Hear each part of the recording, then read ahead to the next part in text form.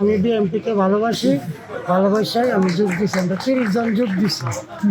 আগে আমি কোনো দল করি না, আচ্ছা, দল করি নাই। এখন আমার কি হয়েছে, ভালো লাগছে, এই যে কারণে আমি যোগ দিচ্ছি। আমি হিন্দু ধর্মের পালন কাছে সবারই করি।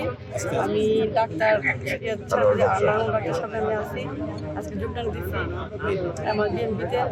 আমার অনেক ভালো লাগতেছে আর সবাইকে এই ডে করবো 12 তারিখে এই ধানের শেষে এখন বাংলাদেশ যে ক্রাইসিস যাচ্ছে, এটা আপনারা দেখছেন যে বিগত 17 বছর পর বাংলাদেশের মানুষ একটা নতুন ভোট দেওয়ার পরিবেশ পেয়েছে এবং সবাই আশা উদ্দীপনা নিয়ে আছে, যেটাতে 12 তারিখ, আগামী 12 তারিখে তারা সেই ভোটে অংশগ্রহণ করবে।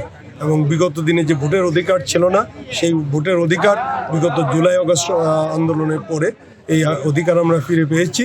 এবং পাশাপাশি দেখেছি যে সনাতন ধর্মাবলম্বী ভাইদের আসলে বিগত দিনে একটা দল তাদের সম্পদ হিসাবে ব্যবহার করেছে, কিন্তু তাদের উন্নয়নের ক্ষেত্রে কাঙ্ক্ষিত কোনো কিছু করে নাই। এবং এটা আজকে তারাও বুঝতে পেরেছেন। এবং বিএনপি আজকে যে বিগত দিনে আমাদের 5ই আগস্টের পরে যে কর্মসূচিগুলি ছিল, বিভিন্ন ধর্মীয় অনুষ্ঠান সহ এবং তাদের বাড়িঘর সহ বিভিন্ন পর্যায়ে আমরা তাদের পাশে ছিলাম এবং সহযোগিতা করেছি। এবং আগামী দিনেও আমাদের চেয়ারম্যান সাহেবের যে পরিকল্পনা এবং বর্তমানে যে সমস্ত কাজ আমরা করে যাচ্ছি, সেইগুলির প্রতি তারা আস্থা দেখিয়েছে। আস্থা দেখে আজকে তারা দলে যোগদান করেছে। বিএনপি যতদিন যে কয়েকবার রাষ্ট্র ক্ষমতায় ছিল, নেত্রকোনাতে এই ধরনের কোনো ঘটনা ঘটে নাই।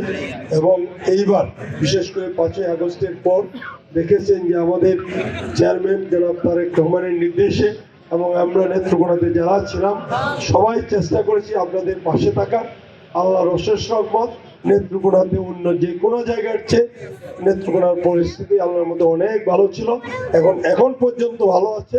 এবং বিগত দিনে আমরা আপনাদের এই 2টা বড় পূজা উৎসব সহ বিভিন্ন ধর্মীয় অনুষ্ঠানে আমরা আপনাদের পাশে থেকে চেষ্টা করেছি আপনাদেরকে সার্বিক নিরাপত্তা বিধান করা সহ সার্বিকভাবে সহযোগিতার জন্য। এবং আল্লাহর মধ্যে অনেকটা আমরা আশা করি অনেকটা সাকসেসফুল হয়েছি। বিগত দিনে আপনারাও আমাদের সাথে হাত মিলিয়ে আপনারা চলেছেন।